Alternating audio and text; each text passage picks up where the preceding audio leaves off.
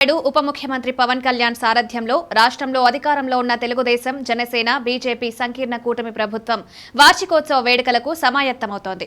గతేడాది జూన్ 12వ తేదీన రాష్ట్రంలో కొత్త ప్రభుత్వం ఏర్పడిన విషయం తెలిసిందే.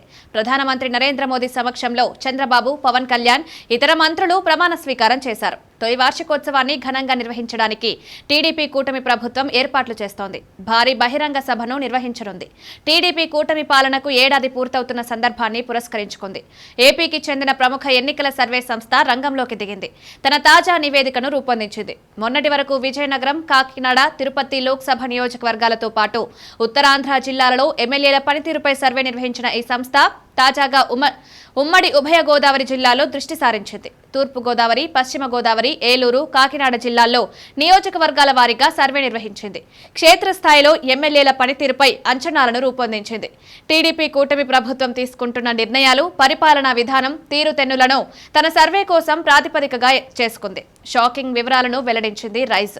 ఉమ్మడి ఉభయ గోదావరి జిల్లాలో మెజారిటీ ఎమ్మెల్యేలకు వ్యతిరేక పవనాలు బలంగా వీస్తున్నాయనే అంచనా వేసింది.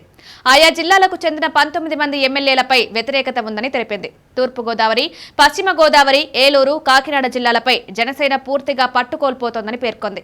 మెజారిటీ శాసనసభ్యులు ఇక్కడ వన్ టైం ఎమ్మెల్యేలుగా మిగిలిపోయే అవకాశాలున్నాయని రైజ్ అభిప్రాయపడింది. దీనికి గల కారణాలను కూడా రైజ్ సంస్థ విశ్లేషించింది. ఆయా నియోజకవర్గాల్లో టీడీపీ ఇన్ఛార్జీలదే ఇక్కడ పెత్తనం నడుస్తోందని కుండబద్దలు కొట్టింది.